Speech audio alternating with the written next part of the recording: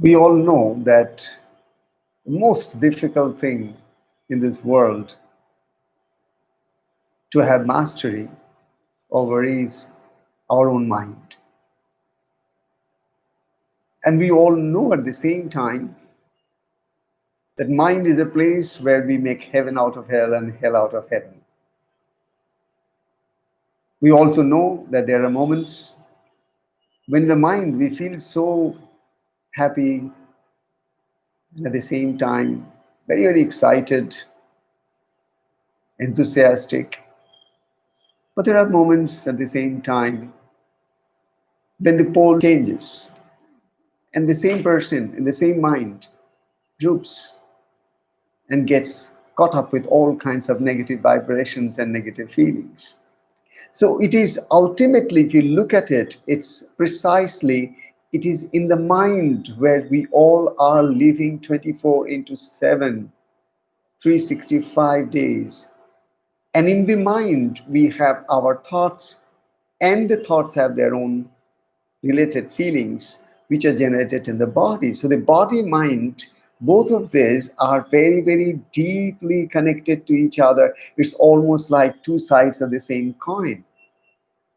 Now, the question is, if we are not able to have some amount of control over our mind, the mind takes us for a ride.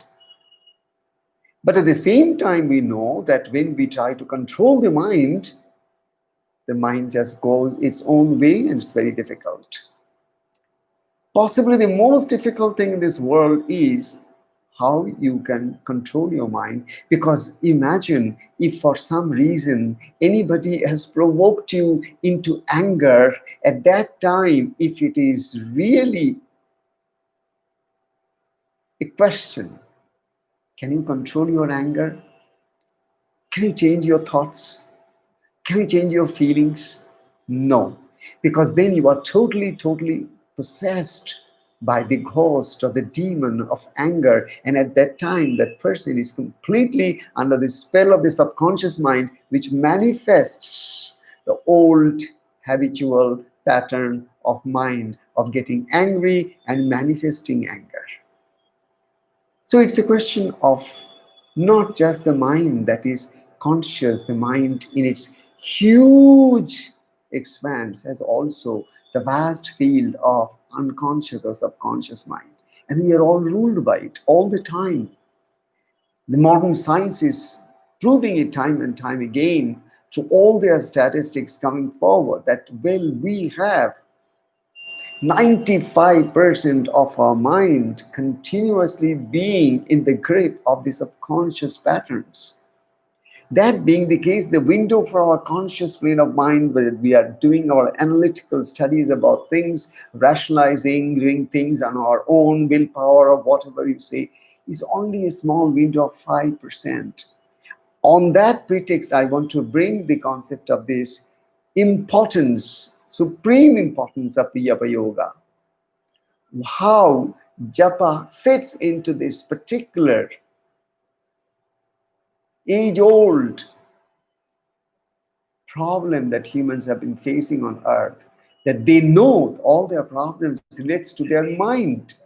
And until such time they are able to take care of their mind, the mind just keeps on creating all kinds of problems, which basically at the same time becomes the very bed of negative emotions. Japa basically has two aspects, ja and pa. Ja is the jnana and pa is the prema. Japa is founded on the principle of what? That the whole universe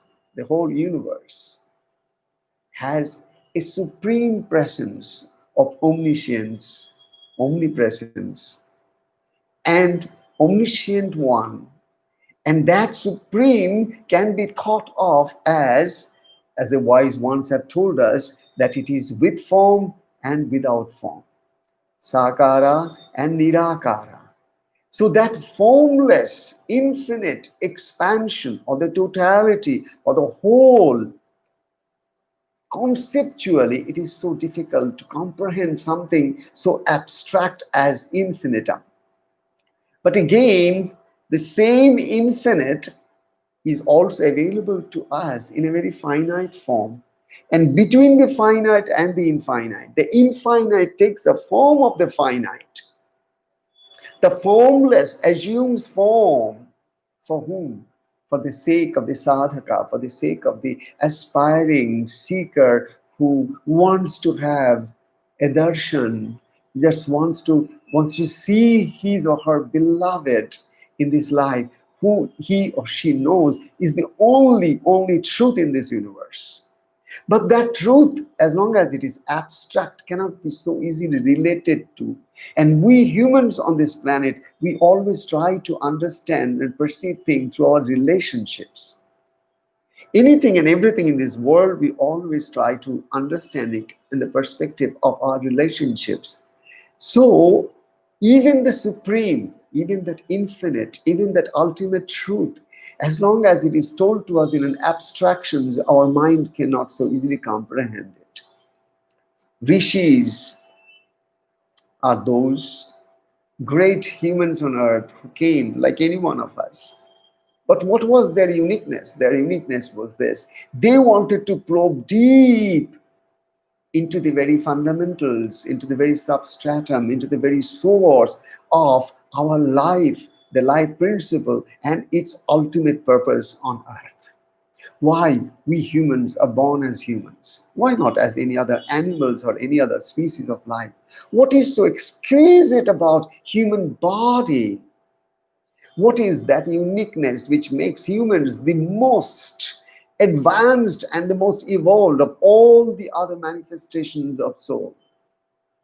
In order to know that, they did not, work in any of the scientific labs.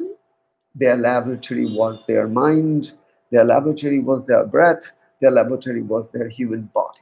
So they dive deep into the human body. They dive deep into the different levels and layers of mind. From the external Annamaya Kosha, they went deep into the Pranamaya Kosha, the vital shit or the vital cluster, and then finally went further deep into the Manomaya Kosha, which is the mind body inside of this body.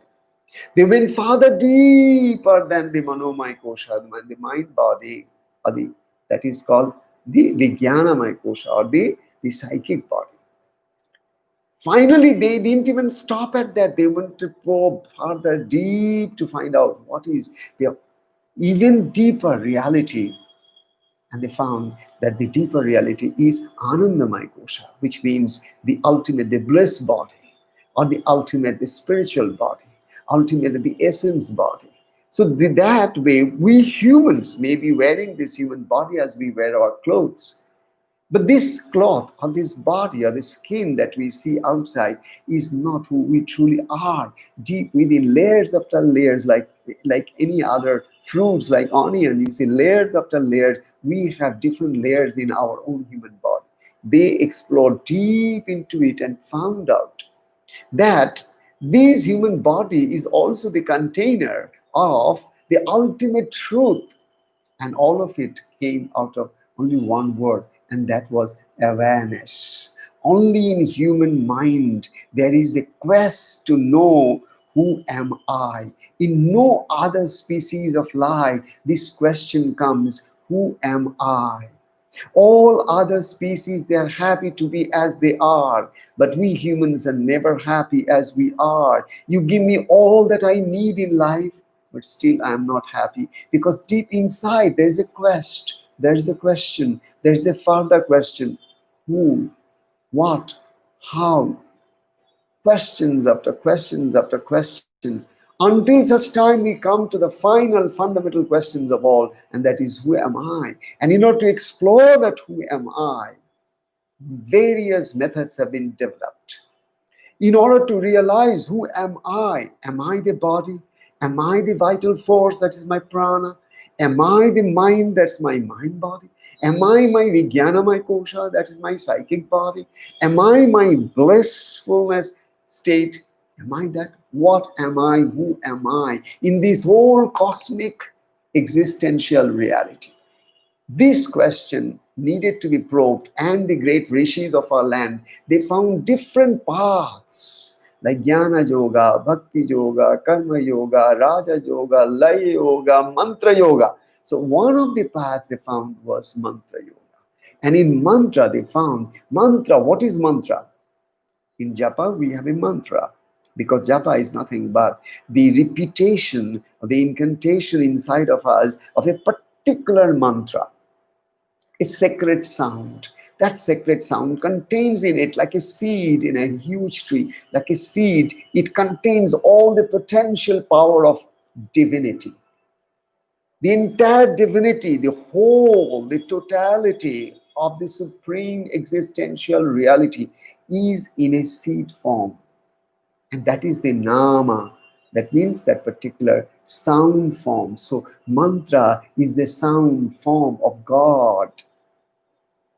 Mananat trayate iti mantraha. What is mantra? It is so beautifully defined. That which transcends you, that which takes you beyond your own mind, because you know very well you are basically caged in your own mind. You are basically, you at times feel you are so much imprisoned in your own mind. You want to go free, but you can't. You are bound by your own concepts, your own ideas, in your own thoughts, your own behaviors, your own habits, and so on and so forth. But you are bound in one word. Manana, trayate, that which trayate, that means that which helps you to transcend. Transcend to what? Transcend beyond the limits of your mind. Because you don't want to be bound, you don't want to be shackled, you don't want to live a life of being chained, you don't want to live inside a cage like a bird because you want to be free.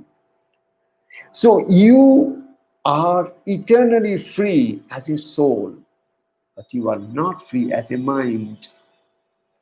If it is true that in the mind, in its pure essence, when the mind's impurities are gradually washed clean, when the mind's impurities are washed clean, what happens is mind gradually gets back to its pristine state of purity and perfection. And once the mind is purged, is cleansed through some method, some path as prescribed by the greatest of the great holy ones, the enlightened masters. Anyone who follows with intense love, devotion, dedication, single pointedly, a particular path, and finally reaches to a point where he or she finds that that mind was the bondage. Again, mind also is the gateway to the ultimate freedom.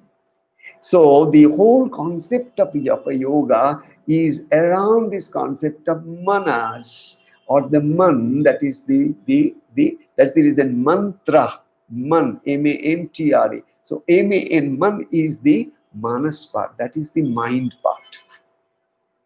And mantra you are using for a single purpose, and that is how you can calm your mind, how you can still your mind, how you can gradually tune your mind to the universal mind, how you can transcend the barriers of your own self created limitations, how you can transcend your barriers of your own habitual patterns which the mind has actually come to be like. But that's not what the mind is truly. Mind in its essence is Guru. That's exactly the word of Avalokanath when he says Shuddha Pavitra Moni Guru. That means that mind in its pure essence is the Guru. The mind in its pure essence is divinity. But mind, when it is enveloped with all kinds of mohas and mayas and all illusions, then the mind becomes very, very constricted with lots of questions and conflicts, confusion and chaos. So there is no order there. In order to bring the order, Japa Yoga is one of the simplest path in Kali Yuga.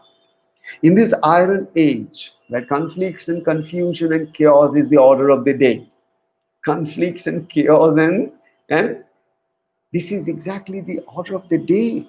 Now, if you are continuously being surrounded by all of it, there has to be some simple path which you don't risk anything, because in other paths, if you are not working under an adept, if you make a mistake and if you slip, you may face some very bad and deep injuries to your body, to your mind. But in Japa Yoga or in Mantra Yoga or in Nama Smarana, as it is also called, Nama Smarana means you are basically chanting the name of the divine. Nama means the name, and Smarana means remembering, because you are continuously remembering all about the worldly stuffs. You are continuously remembering what to do and what to do and what to do.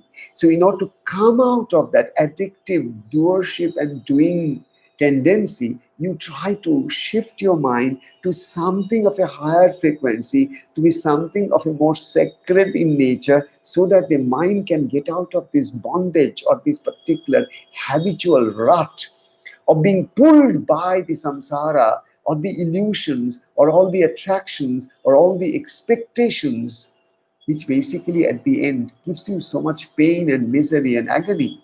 Each and every person, I'm sure you all will agree with me, that in your life, if you just do a very open hearted search, you'll find that most of your pains and agonies has been all because what you thought, what you felt, and how you expressed, and how you have reacted, how you have basically responded at different situations, everything to do with your mind.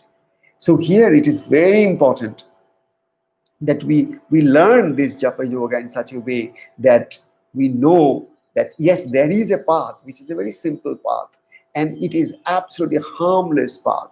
And in Kali Yuga, almost all the greatest rishis, they have all told us one thing: Namaiva Kevalam. This is the path, is that only Nama is the path for this particular Yuga. So we are basically, and our tradition also, my Gurudev and Gurudev's Gurudev, they all basically come from the tradition of Namasmarana or the Bhakti path or the devotional path, where you're taking the name of the Lord and you're completely trying to open your heart in absolute note of surrender, and you are continuously chanting the name so that you are not to unnecessarily remember the other things which would simply pull you down into the negative spirals of life.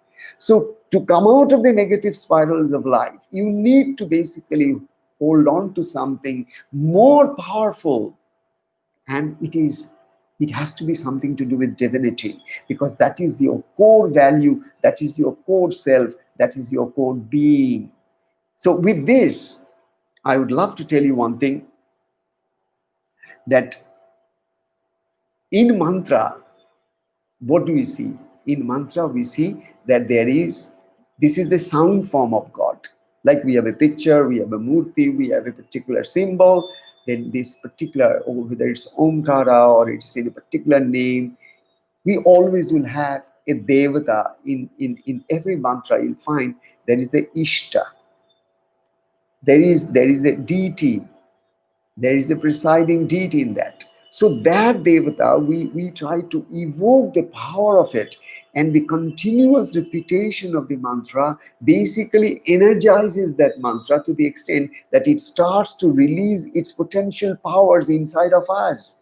And when the power of the mantra over a long time, continual practice of continual chanting, if it is done with devotion, I would love to tell you a beautiful sloka from Patanjali's Yoga Darshana. He says that Satu Dirgha Kala Nirantariya Satkara Sevito Dridabhumihi.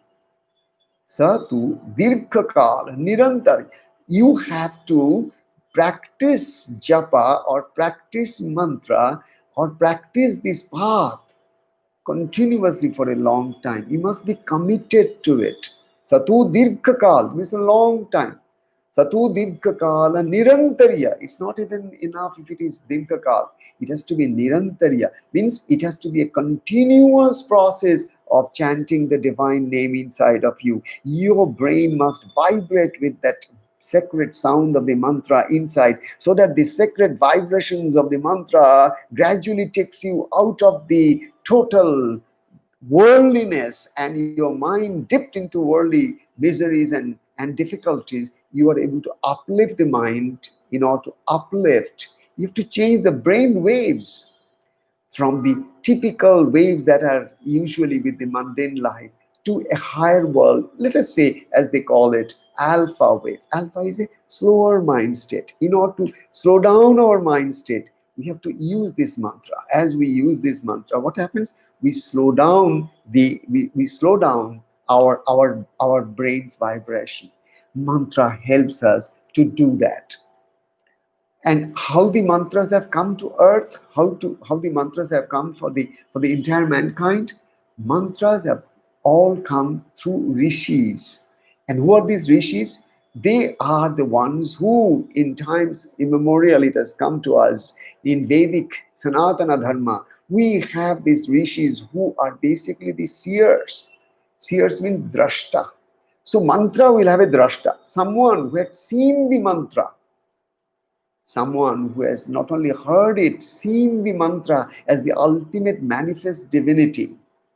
And to such, the infinite has come in the form of a particular deity, and the mantra has also come to the seer, or what we call as rishi. So every mantra also will have a rishi. Every mantra will have its own devata, or what you call as ishta. And every mantra, once again, has to come to you. If it is to be really powerful, then every mantra also has to come to you through a guru. Our Sanatana Parampara, our Sanatana Dharma, our Hindu Dharma, Sanatana Dharma, Vedic Dharma, it has come to stay, and it could stand so much of tests over millennia. You know how it stood? It only stood because of the Guru Sishya Parampara. It's not how much is written. It has been always from the guru to the disciple, and again the disciple becomes the guru, and guru to the disciple. Through guru disciplic succession from time immemorial, these sacred sounds, this sacred mantra, this sacred path of Japa Yoga, it has been transmitted, and till today it is surviving. Just imagine the power of it. While so much happened all over the other civilizations of the world, civilizations of that civilization came and disappeared from the face of earth, the Sanatana Vedic Hindu Dharma comes to stay stable till today through guru disciple succession. It's not just books, living entities. People who saw Baba Loknath, people who saw Ramakrishna, people who saw Guru Nanak, people who saw Jesus Christ, people who saw Buddha. These are people who have come on earth, human form, and they basically embodied that totality of divinity and then presented to the humanity that look here, if you are really looking for peace and happiness, if you're looking really for a serene life, then you have to change the pattern of your style of life. You can't keep on doing the same thing and yet dream that you can have a very peaceful life.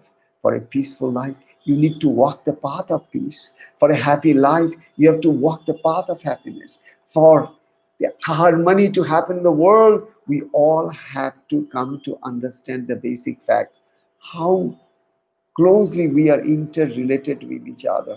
Corona virus has proved to the world at large in these last 6 months how we each individual are correlated with the other, how we all have to wear masks in order to safeguard the interest of the others. Now, people are asking you to wear the mask not just for your security, it's not just to save yourself. They are asking you to, but you could be the person who is the carrier of that particular virus. So you must have the mask so that you don't infect the other. Others should have a mask so that they don't infect you. So in a way, we are such in a society we find we are so much closely knit with each other, and we can't be happy individually in isolation. We need to have a particular society where each cares for the other. For all of it to happen, you can't expect that until unless our heart, our mind is purged of its greed, of its selfishness, of its short-sightedness and the possessiveness and the control and the money, if these are the things which is possessing us, then we can't express individual happiness, nor can we find that ultimate collective happiness that we all dream about. So it's very simple that this Japa Yoga is the path to what? To gradually calm your mind and prepare you for a deeper state of meditation, because you can't go into dhyana so easily, because in order to go to dhyana you find that you may have to go through different paths for it. But if you just do the namasmarana, or if you just contemplate and just give your heart in devotion and in love to your beloved whom you are trying to see in a particular form, and you can relate, then it so happens over a period of time, as you keep chanting the divine name inside of you, a time comes that you gradually find that your mind is purged of all its old patterns. The mind is purged of all the things that that is crowding or clouding the mind. One of the things that I would also like to mention you before I finally go to other aspects, that is, apart from the japa that we do, there are three states of doing japa. One, when you can just do the japa by chanting it loud, others can hear. This is called Vaikhari Japa, where you are saying Om Namah Shivaya. Somebody is sitting and just doing Om Namah Shivaya. This is Vaikhari. And then there is another japa where you don't want that your chants need to be heard by others. You want to do it secretly. Then you also can come to the next state in order to train your brain on that particular mantra. In order to train the brain, you can't jump into the mind state first, but you can do through Vaikhari by chanting loud if it is allowed, or you can do the next one is where your lips and tongue move and nothing else. So you just do like this.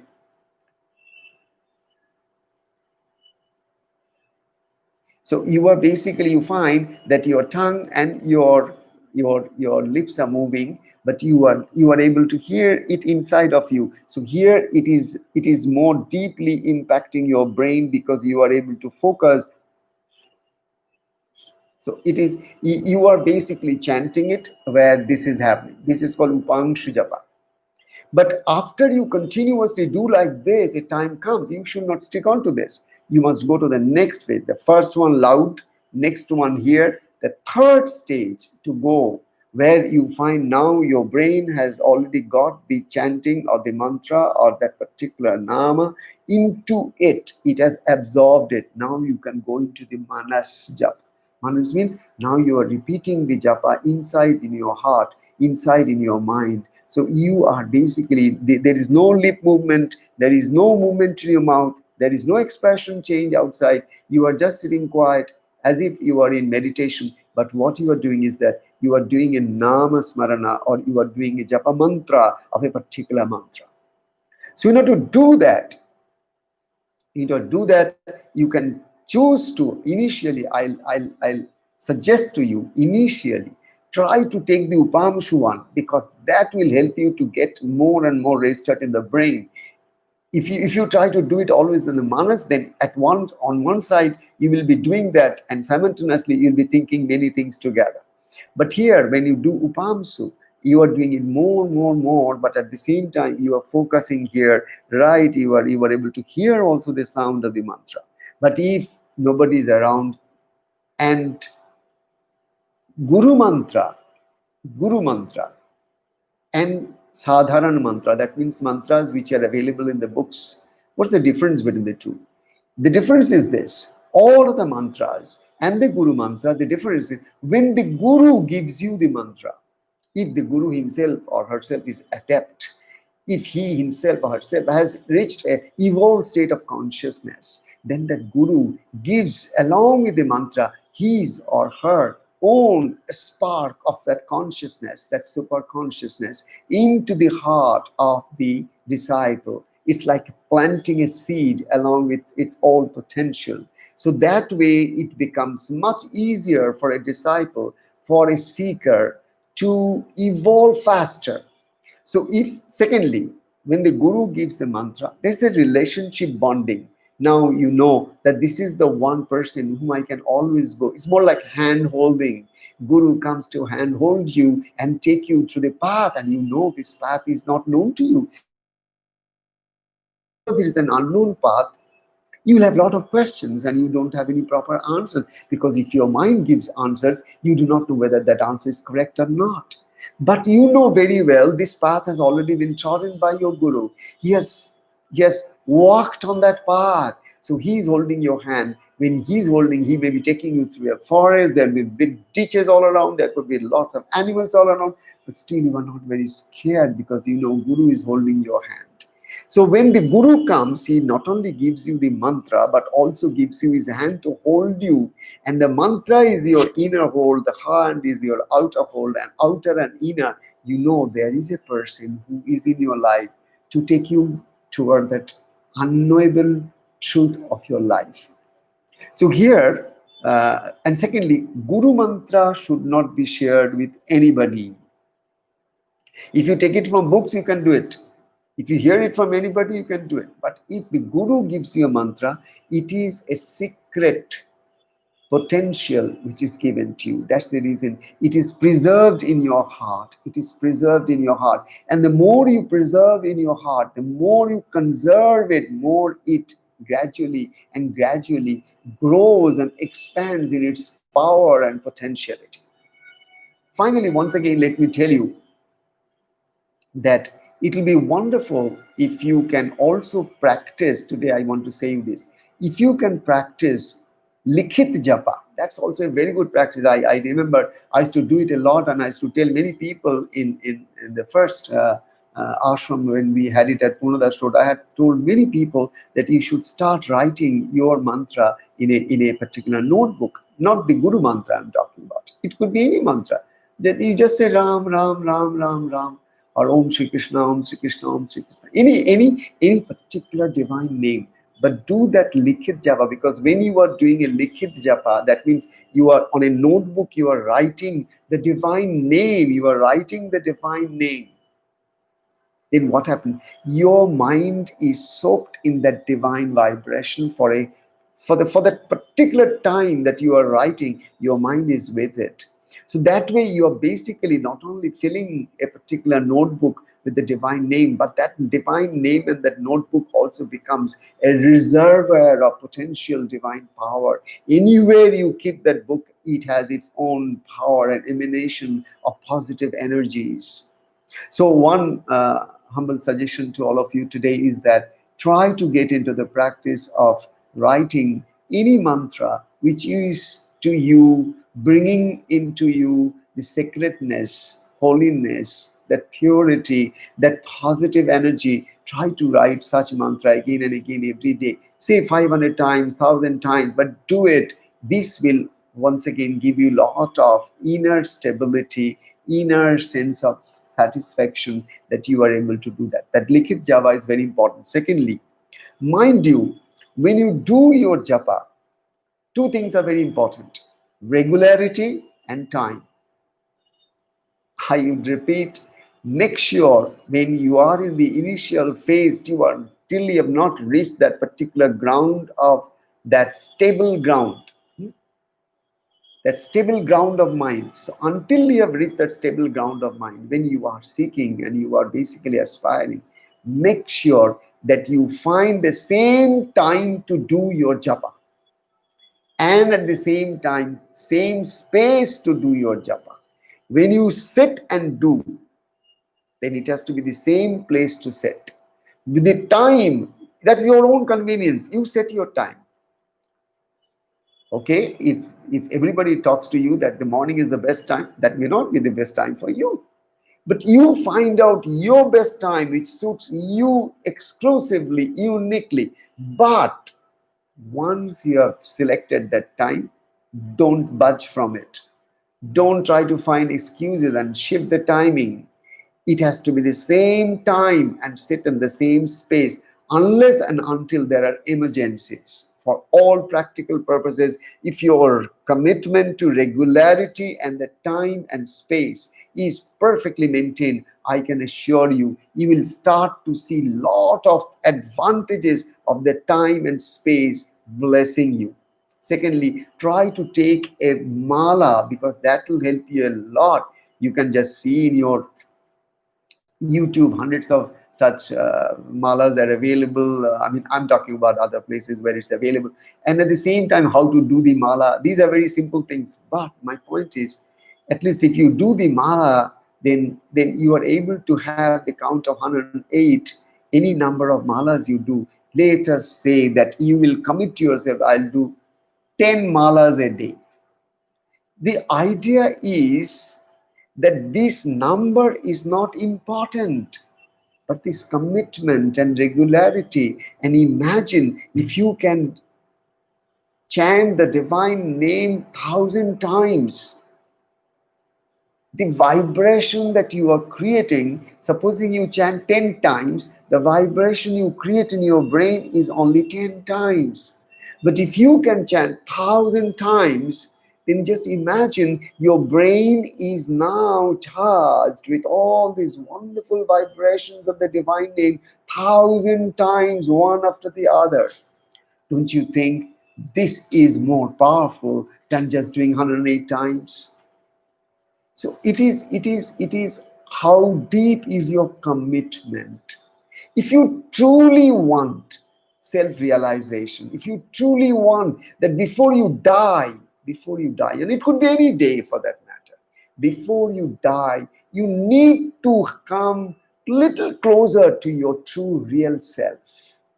You can't just live an ordinary average human life of pure survival like any other animals. You have to reach a point where, apart from the so-called worldly status, success, stories, and stuff that you talk about in the material terms apart, take away all the material terms apart. You have to find that you have deep inside of you that Anandamay Kosha, that bliss sheth, or the bliss part of you is waiting for you to ultimately reach there, to experience that you are not these material things that you possess. You are bliss. You are pure love. You are pleased. Just try to understand. As you do the japa again and again, at the same time, same place, with devotion and the guru and the ishta, the grace is gradually and gradually descending into you over a period of time. And you must have deep trust. You must have deep trust. Let us not forget, in Bhagavad Gita, Lord Krishna tells one word: Yajnanam japayogyo asmi. Among all the yajnas, there are hundreds of yajnas to fulfill all the wishes of your life, dreams of your life, aspirations of your life. Yajnas, okay? For all the yajnas, Sri Krishna says, what is in which yajna is dearest to me and I am in it? What is that? Japayagyo asmi. I am Japa Yoga. I am Japa Yagna. So of all the yagnas, Krishna, the Lord himself speaks to each one of us that in Japa Yagna, I am manifest.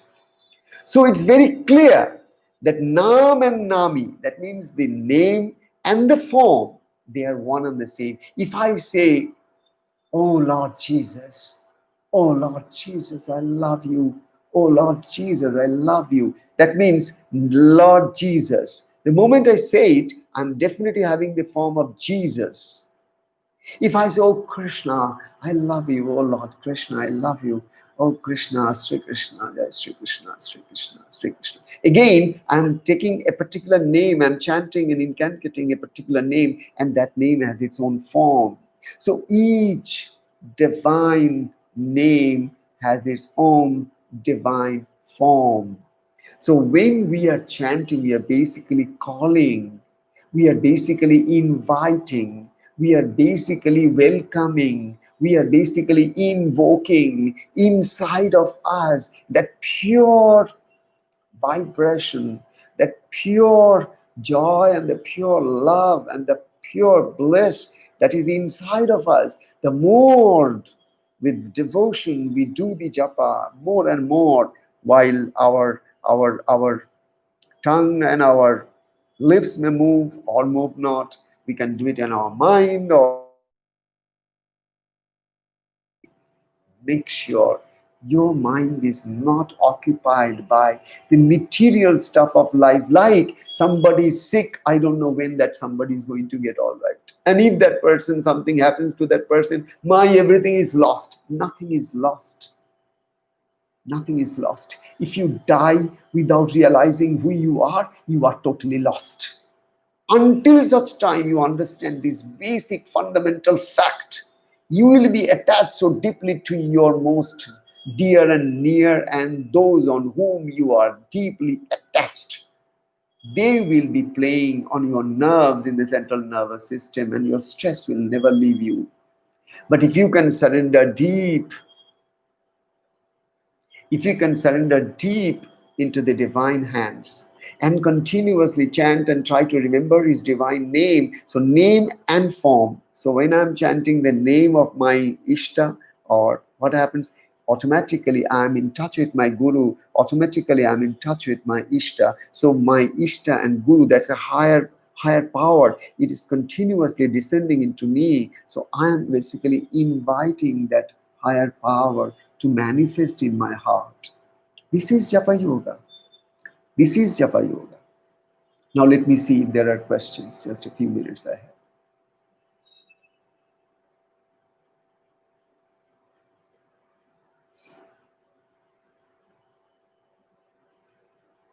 Acha, Sangamitra Banerjee, does the mantra to be received by the disciples from the same Guru vary from one disciple to another? Sangamitra Banerjee, let me tell you, Guru decides depending upon the disciple.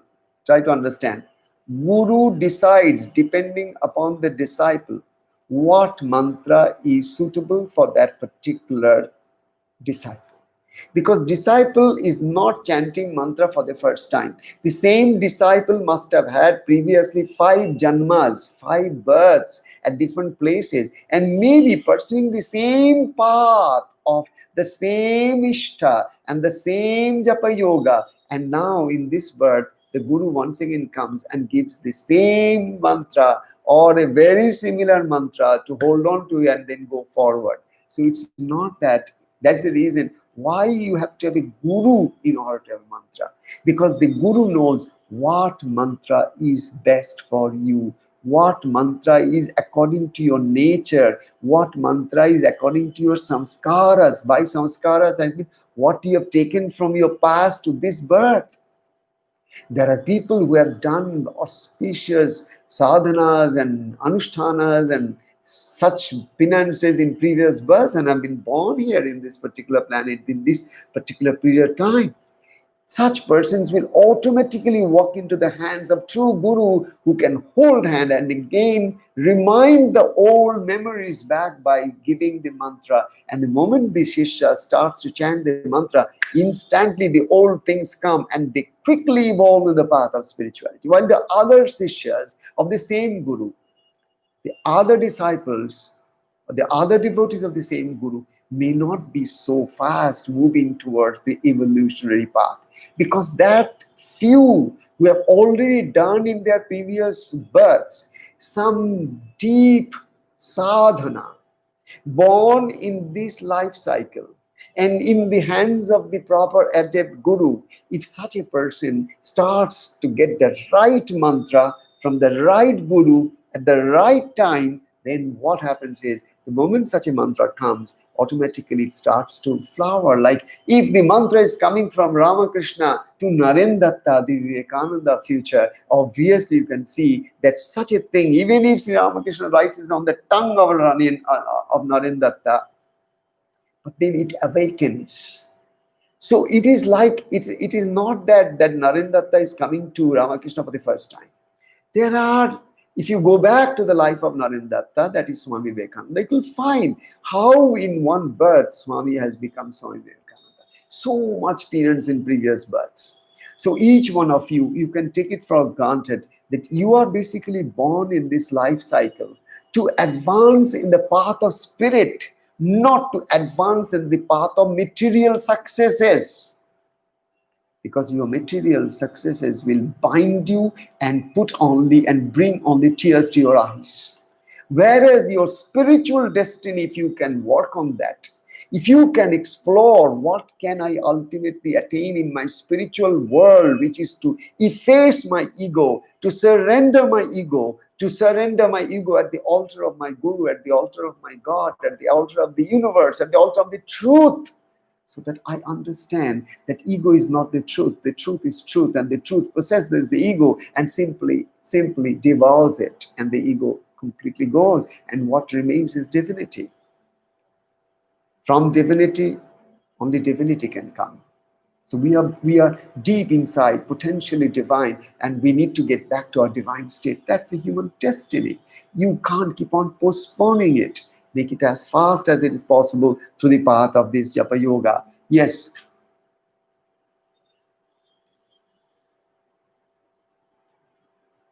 Can we, Anjali Narayana is questioning, can we chant the Guru Mantra while lying down in the night before sleeping? I would just, Anjali Narayana, I just suggest you, one of the best things that you all can do is that night time before you sleep, make sure you do your japa as many times as could be possible within the time frame before you really, slide into your sleep.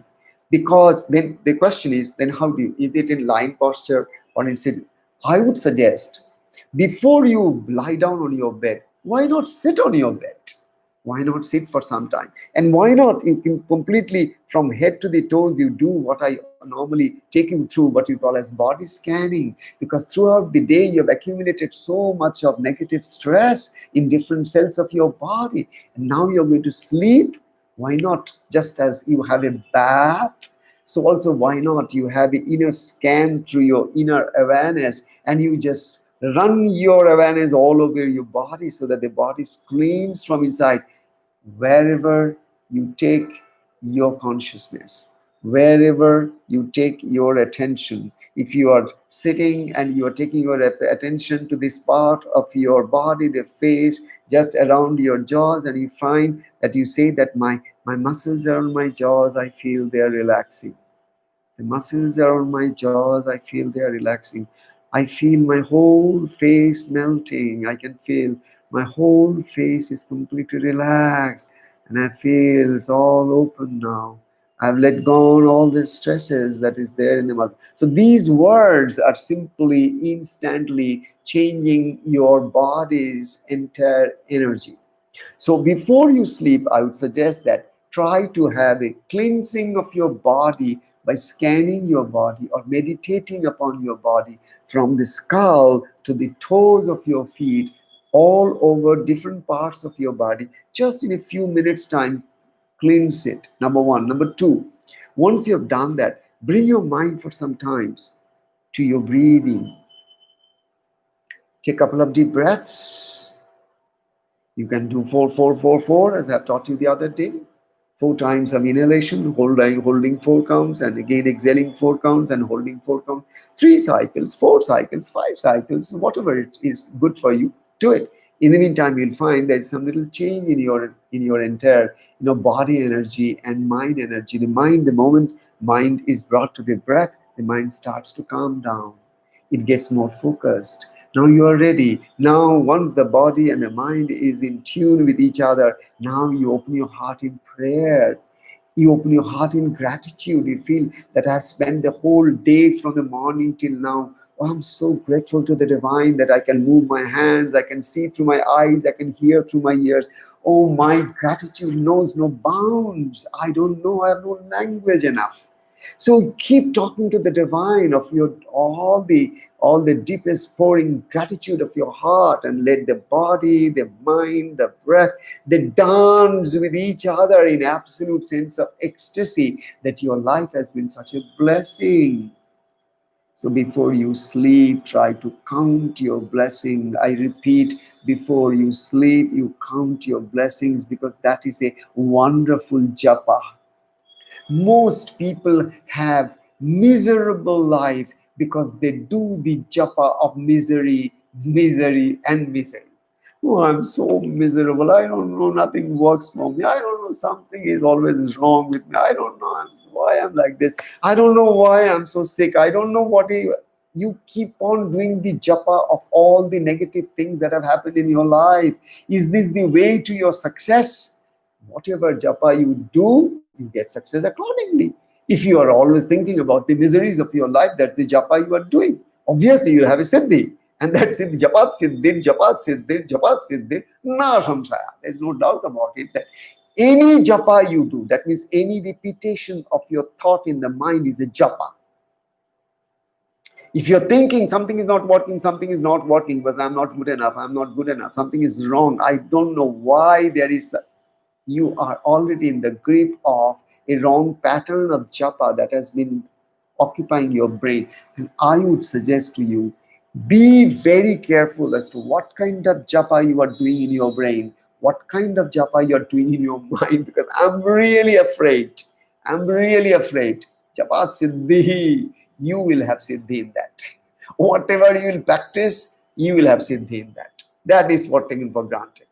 So make sure what are your thoughts, because even the thoughts also take the form of japa, because it's a repetition.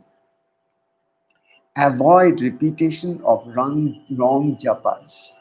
So in order to have right japa, I'd say there's a right japa means the sacred mantra has to be absolutely placed in its prime place in our brain, so that we can continuously evoke the divine presence in our heart, in our mind, in our body, by being totally relaxed, open, accepting, and ready to evoke the divine power through continuous remembrance of the divine name, through continuous chanting of the divine mantra, because that is the word that you have given to your guru. When you have taken the mantra, you have given assurance to your guru that he will do more and more and more and more number of times of japa. And the guru has said, just do one thing, give your heart to your mantra. Let the mantra awaken. Everything will be taken care. This is all the gurus, all the best of the sadgurus would just say this word, that I am giving you, which is the treasure of treasure. But one thing I cannot do for you. You have to awaken this treasure inside of you. And for that, what you need to do is that you have to water it right. You have to take care of it right. You have to do seva to it. And that seva is doing seva to your own mantra that has been planted inside your heart by your guru with so much love. And you need to show the love back through devotion, through commitment, through regularity, through practice, same time, same place, regularly, and you are continuously chanting the divine name, because that is the only way by which you can change the pattern of your brain. There's no other way. In this iron age, once again, I repeat, the humans are so much focused outside, overwhelmed with all the negative forces from all around, so much bombarded with everything that isn't pleasant. In this yuga, in this phase of time that we are caught into, this is also the most auspicious of auspicious times of all times, I tell you, because this is the time, if you can remember the divine name, Bhagavanen Nam, the name of the divine, if we can remember it in our heart, in our mind, through continuous chanting of Japa Yoga and doing the malas and malas and malas. Forget about everything else, because you'll find the more you are doing, the more calmer your mind becomes. Less agitated you are, less angry you are, less provocative you are. You'll find that your productivity will go manifold. You will be doing so much. You'll never be tired. I tell you, your negative energies are tiresome. They tire you out. They rust you out. They drain you out. But if you can do the japa all the time and just have a smile on your face and show that smile to your guru, to your ishta, and say, I know you are taking care, and here I'm taking care of you by nurturing and nourishing that particular seed that you gave you. Thank you, my guru. Thank you, my God. Thank you, everything in the universe, that you have come to me in the form of my guru mantra. And as I serve my mantra with all my love, and as I open my heart with all my ecstasy of gratitude, I'm just fine. Just fine. Everybody is fine in their own space. So, in that way, I relate to everything so easily, and everybody else can relate to me so easily because it is so simple. So, with this, I think it's time for me to take leave of you. Uh,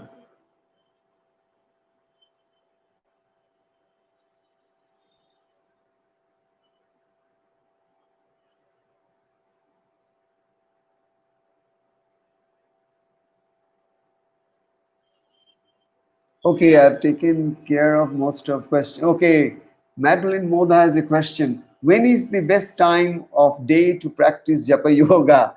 Madeline, I think you know the answer very well. As I tell, in the midst of my talk, I did share with you that the best time is definitely, you know very well. The nature tells you what is the best time. You know, early morning, if you just sit quiet and when all the birds are all around you, and the rustle of leaves in the morning, and the entire atmosphere is quiet because people have not got up to get into their mundane, materialistic, hunt. Before they have begun their hunt, material hunt, the world is in a very quiet, peaceful, serene atmosphere. That's the time when the other similar such people of quest of the spiritual world, they are also practicing at the same time globally. So you are basically trying to reach out to that particular frequency and downloading it into your system. So morning and evening, when these are the beautiful times, evening again, the day is ending and the night is approaching, the Sandhya is happening. So this is the time when we usually do this, this satsanga. This is such a beautiful time because naturally you find the entire atmosphere is calming down by itself. The external nature helps your internal nature. So if the external nature early morning is so beautiful, that's a lovely time for your japa. If the external nature in the evening time, dusk time, twilight time is beautiful, that's a beautiful time for your japa. But my point is, if these two doesn't fit into you, don't be afraid. There's no fixed time. Your time is your time, but my point is you have to set your clock. And once you know this is the time when I'm going to do my japa, you have to stick to that time schedule. Once again, I repeat, if you select a particular time, whatever is suitable to you, then you have to stick to that time because that time will gradually be actually taken by your brain. The brain will make you sit, the brain will make you repeat, the brain will help you to ultimately evolve into a higher state because now the brain has learned by default this is your time when you do the japa. But today you do it now, tomorrow you do it then, and after some other time, the brain never gets any prompt from you. What is the exact time for japa? So you are lost. You may be doing it for 30 years, but you are not achieving much. Same time and same space. Why? That same space will be charged. The more you are doing japa, the atmosphere, that space will be getting charged with so much of positive vibrations of your brain. The brain will be emitting so much of light, and the light is all around you. One more thing, you must use your own asana. By asana, I mean the mat spread on which you sit. It will be nice if you can manage to have a rug, kind of this blanket.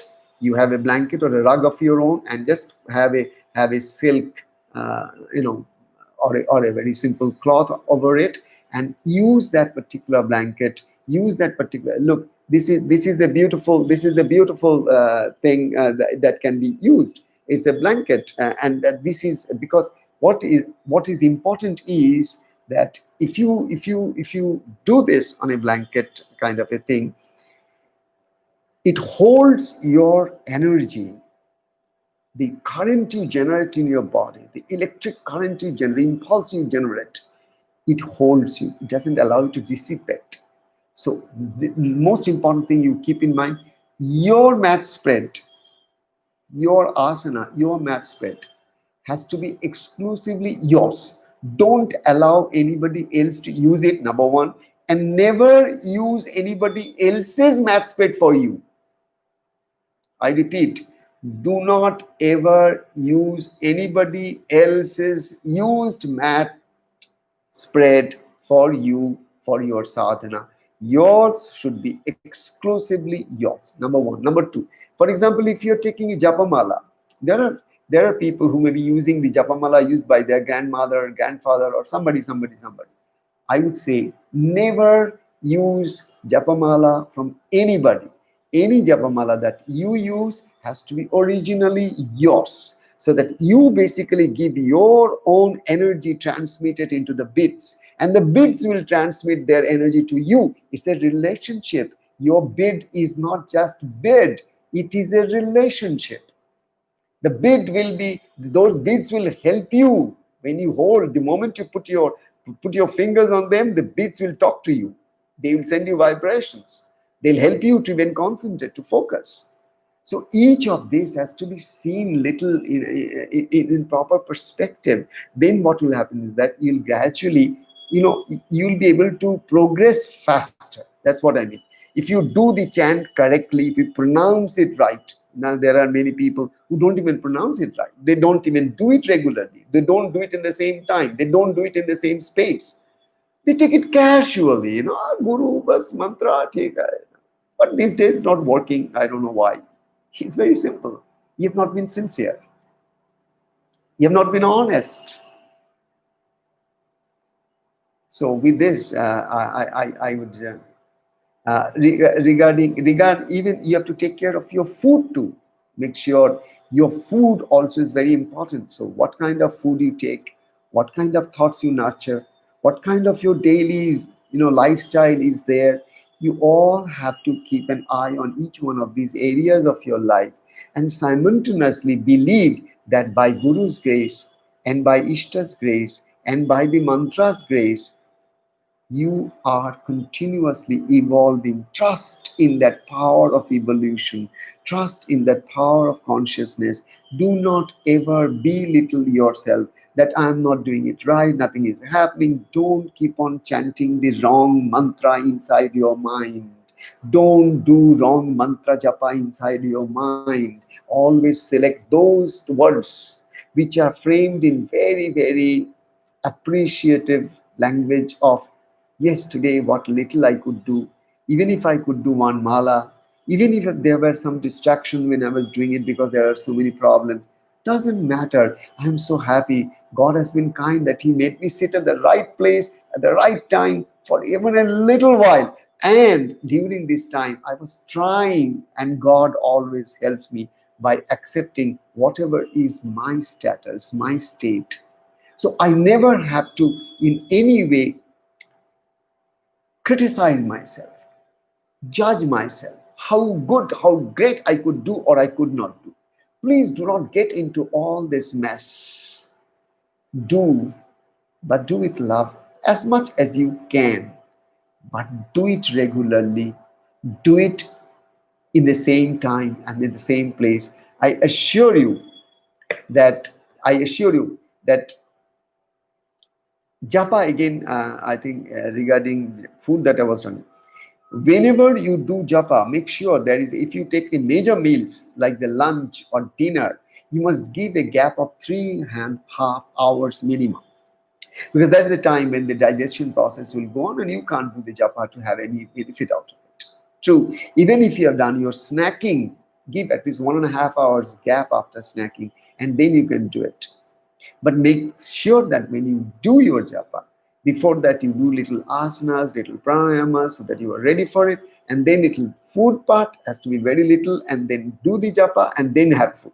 So before you go for your dinner, make sure your evening japa is complete. I repeat, before you go for your dinner, make sure your evening japa of the niyama, that is your committed regular timing, that is observed. Before you go for lunch or before you go for heavy breakfast, make sure your japa is complete. So keep your schedules before breakfast, before lunch, before dinner. Let there be before has to go into your schedules in such a manner. Now you are gradually getting disciplined to be a good sadhak or sadhika. If you are disciplining yourself, that means you are really serious about it. You really mean it. You really want to find the meaning of life. It's not just one more casual activity out of which you can assure and you can just satisfy yourself that, okay, I am also doing japa, I am also doing this. No, that's not going to earn you that benefit or the credits. So in order to attain to that particular state of happiness, blissfulness, or the stress-free life, please try to understand Japa Yoga takes a predominant place in your life, provided you realize its deepest importance. Then you will increase the number of times of japa you do throughout the day. Whenever you are moving around, keep doing it, keep doing it, keep doing it. When you are sitting, keep doing it with love and commitment and focus, and see how you evolve gradually. You witness your own spiritual growth, how you are able to manage your own life without getting so easily distracted or so easily depressed in life anymore. You're finding that you are able to manage yourself much better. And when once you are able to self-manage yourself much better, you are truly progressing the spiritual path. Om Namah Shivaya. Shivaya. Shivaya. Thank you so much. Before I leave you all, I want to tell you one thing. Today is a Wednesday. Coming Wednesday, that is 9th, it happens to be my Gurudev's birth anniversary, 95th birth anniversary. I hope to be at the ashram on that day evening. I hope to go. According to the Bengali calendar, we call it Tithi. We call it Tithi. So according to Tithi, perfect. And now when my Gurudev was born, all the constellations and everything were exactly how it is going to be on the 9th. So 9th evening, I want to go to the ashram. There I want to be at my Gurudev's lotus feet. And there I want to just again, talk a few words about Thakur or sing a couple of bhajans that Thakur used to sing in order to once again be in the presence of Thakur and bring you all in the presence and aura of Thakur, so that we all can have Thakur Sri Bhajan Brahmachari Maharaj's grace, blessings and love for all of us to grow in our spiritual unfoldment. Coming Wednesday 9th, we meet again, but before that, as per schedule, our Bengali classes will be on Monday and Friday, but Wednesday 9th will be exclusive day for celebrating 95th birth anniversary of the birthless, deathless Guru of my life, Thakur Sri Bhajan Brahmachari. Thank you so much. Jai Baba.